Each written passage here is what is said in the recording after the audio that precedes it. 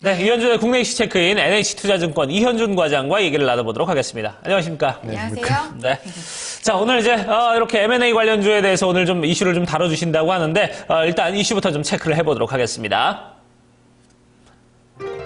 자, 페노션의 급등입니다. 하림을 이제 새 주인으로 맞은 페노션 여기에 대해서 좀 얘기를 먼저 좀 간단히 좀 나눠보도록 하죠. 네.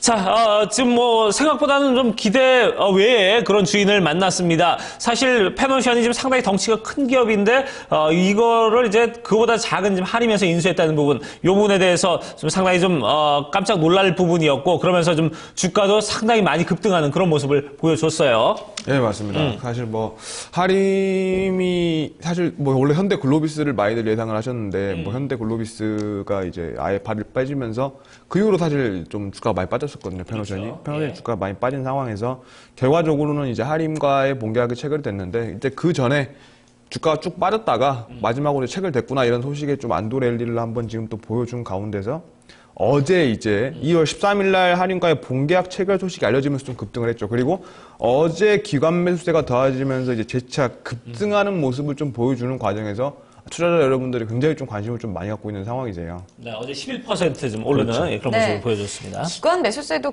상당히 좀 많이 말씀대로 좀 들어오는 모습이 나타나면서 투자자분들이 헷갈릴만 했었어요. 사실 피인수되는 기업 쪽에서는 긍정적인 모멘텀일 수도 있습니다. 그런데 페노션이 워낙 또 재무 구조가 많이 힘들었었고 이런 상황에서 과연 어디까지 좀 다시 회복할 수 있을까 이런 우려감이 좀 있었는데 기관 매수세가 들어오니까 이런 안도감 좀 있었던 것 같거든요. 네, 오늘 수치적인 얘기를 좀 해봐야 될 것 같아요. 예. 그렇죠. 예. 그러니까 여기서 이제 제가 문의를 좀 많이 받아요. 그러니까 저희가 요새는 회사가 커지다 보니까는 여기저기서 뭐 전화가 많이 오더라고요. 그런데 이제 전 세계 뭐 페노션 하면은 막 저한테 먼저 얘기를 하세요.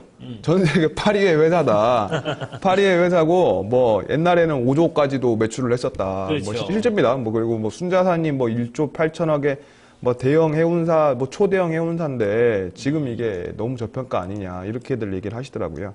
물론 이제 그러한 부분들 향후에 좋아진다면은 충분히 그렇게 될 수가 있겠죠. 그런데 저희가 여기서 정확하게 한번 좀 짚고 나가야 될 것 같아요. 그러니까 이게 여러분들이 좀 충분히 오해할 수가 있는 게 2012년 이후에 이제 8번의 자본금 변동이 있었어요. 8번에. 그러니까 2012년도 이후에만이니까 감자, 증자, 뭐 출자 전환까지 해서 뭐 거의 1년에 뭐 3번씩 자본금 변동이 있는 회사예요. 그러니까 사실 이런 회사는 투자를 하면 안 돼요, 원래. 그런데 부채 규모 또한 3조 6천억이라는 거. 지금 순자산이 7천억대인데 그 지금 순자산의 5배에 육박하는 회사면은 사실 이거는 원래 투자 대상이 아니에요. 위험하죠. 원칙적으로 여러분들이 재무 분석을 하시는 분들이라면은 기본적으로 딱 보고 이 회사는 안 되겠다라고 제껴주시는 게 원래는 정답인데 이제 지금 이제 인수가 이미 된 상황이기 때문에 이 재무 구조의 어떤 개선 기대감까지 오늘 이 시간에 좀 정밀 분석을 한번 제가 해드릴 텐데 가장 중요한 거 오늘 제가 말씀드리고 싶은 거는 단순하게 이제 정밀 분석이 아니라 그 분석법에 대해서 여러분들에게 한번 정확하게 좀 말씀해드리는 시간을 좀 가지고자 합니다. 오늘 이제 방법론적인 얘기를 좀 해보자 이런 그렇죠. 부분이네요. 예. 그러면은 지금 뭐 방법론적인 쪽에서 측면에서 저희가 접근을 해보게 된다면 어떻게 보면 실적 그리고 재무 구조 뜯어봐야 될 것 같거든요. 좀 어떻게 좀 접근을 해볼까요? 그렇죠. 사실 이제 제가 오늘 방법론에 대해서 말씀드리는 거기 때문에 제가 잘 얘기 안 하는 건데 공부 이번에 좀 하셔야 됩니다. 네. 자, 이게 지금 HTS 상의 자료를 토대로 보시고들 다들 이제 계산을 하세요. HTS에 저도 잘 나와 있으니까. 그런데 거기서 이제 이렇게 자본금 변동이 많은 회사 같은 경우는 속임수가 있습니다. 그러니까 뭐 이걸 속이려고 하는 건 아니죠. 그냥 늦게 좀 올리다 보니까는 착오가 생기는 건데. 네. 현재 이제 하림의 시가총액을 보시게 되면 HTS상에 7,900억이라고 나와요. 근데 순자산은 7,877억. 그냥 HTS상의 하이라이트, 기업 재무 하이라이트만 보면은 3분기까지 누적 영업이익은 1,577억으로 분기 평균 500억 수준으로 이제 굉장히 좀 좋은 이익을 좀 냈고 연간으로는 이제 2,200억 가까운 이제 영업이익이 좀 예상이 되는 상황입니다. 이제 이 자료만 놓고 봤을 때 굉장히 헷갈릴 수가 있는 거죠. 실제 이제 페노션을 얘기하시는 대다수의 이제 좀 주식 좀 하셨다는 분들도 저한테 이런 식의 얘기를 하고 이제 뭐 방송에서 보셨대요 이런 얘기를. 그러니까 페노션이 부채가 많지만은 이제 뭐 향후 적절한 인수자가 출연하면 부채 비중이 감소하면서 영업이익으로 평가를 받아야 된다고 이걸 방송에서 추천을 하더라 이거예요. 그러니까 좀 깜짝 놀란 거죠 저는. 이게 그러면서 그 기준치가 뭐냐면은 영업이익이 연간 2,200억인데 지금 현가 시가총액이 지금 7,900억이니까 퍼가 4배가 안 되는 저평가다. 주가 3배 더 올라갈 수 있다. 그러니까 목표 주가 10,000원 잡아야 된다. 이렇게 얘기를 하시는 거예요. 그러니까 너무 좀 놀랐는데 이게 지금 이 얘기에 방송 보시는 분들 중에서 지금 상당히 많으신 분들은 말도 안 되는 소리 하고 있어. 이렇게 얘기하시는 분들이 분명히 있을 거예요. 또 굉장히 또 많으실 건데 실제 이런 실수를 하시는 분들이 계시고 또 모르시는 분들이 계시기 때문에 좀 자세히 좀 설명을 드릴게요. 여기 2월 12일 날 공시가 나왔죠. 이게 할인과의 M&A 계약 자유공시를 했어요. 거기서 그 전에도 이미 다 얘기가 된 상황이 기사를 통해서 대규모 3자 배정 유상증자를 할 거다라고. 그러면 그 3자 배정 유상증자를 기준으로 해서 자본금을 다시 계산을 해야 되고 시가총액도 다시 산정이 돼야 되는 거예요.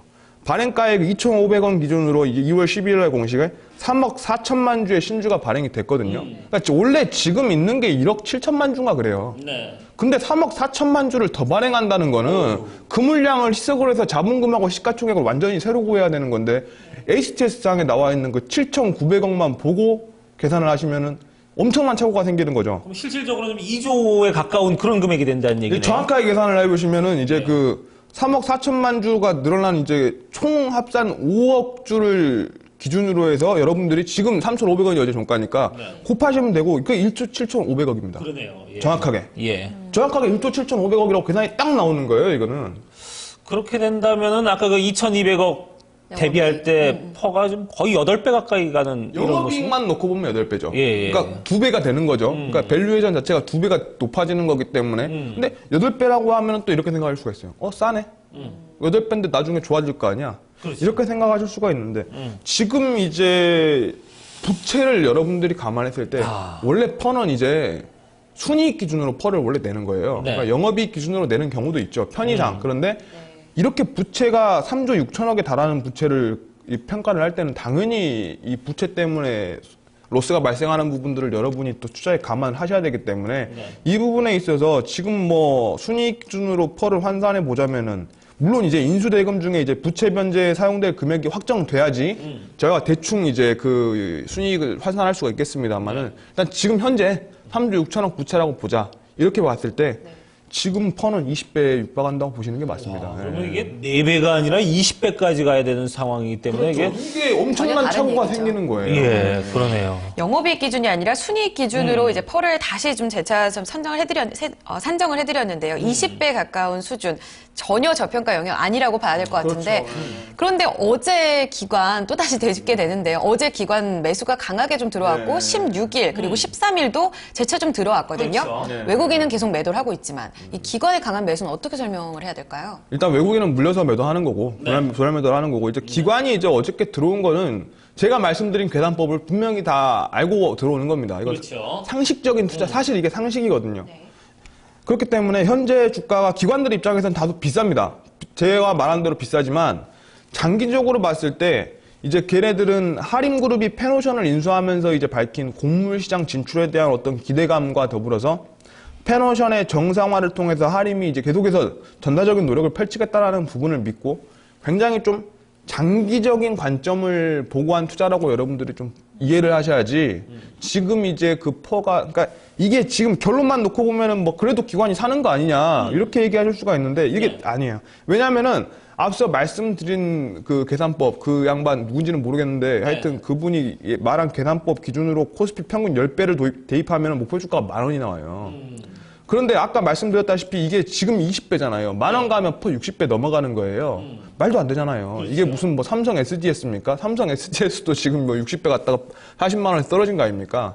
그러니까 그런 고성장 산업이 아닙니다. 오히려 페노션 같은 경우는 계속해서 좀 요새 선사는 계속 안 좋잖아요. 그렇기 때문에 실질적으로 60배가 넘어가고 실질 시가총액 5조가 넘어가는 그런 목표 주가 자체가 잘못 선정되게 되는 것이기 때문에 여러분들이 이 부분에 대해서 정확한 목표 주가 산정 이 부분은 투자의 기본 중에 기본이라는 걸 여러분들이 명심을 하시고 다시 한번 기본에 충실한 투자를 여러분들이 진행을 하시길 꼭 바라겠습니다. 네. 어쨌든 이제 기관들 같은 경우는 이런 이 할인에 대한 부분을 보고 좀 장기적인 모멘텀에 대해서 좀 이제 어떤 투자를 좀 하긴 했습니다만 개인들은 이제 거기에 따라가는 건 조금 다소 좀 리스크가 있다. 이런 부분에 대해서도 좀 아마 얘기를 좀 짚어주신 부분이 아닌가 하는 생각이 드는데 일단은 뭐 투자를 하기 앞서서 일단 정확한 계산을 하는 게 우선이다. 여기에 대해서 대해서 좀 한번 좀 두드려보고 그리고 나서 무조건 좀 쫓아가는 부분은 무리가 있다. 이렇게 얘기를 좀 결론을 지어보면 되겠네요. 맞습니다. 예. 네, 알겠습니다. 네, 실적을 보고 앞으로 또 변화되는 부분들도 있겠습니다만 지금 당장 기관들이 좀 초점을 맞췄던 곡물 수송 시장의 어떤 기대감 이쪽을 보신 게 아니라 단순 저평가로 접근을 하셨다면 투자 전략 좀 수정이 필요하지 않을까 싶습니다. 오늘 전략에 참고해 주시고요. 여기서 이슈 마무리 짓겠습니다. NH투자증권 이현준 과장과 자세한 이야기 나눴습니다. 감사합니다. 감사합니다. 고맙습니다.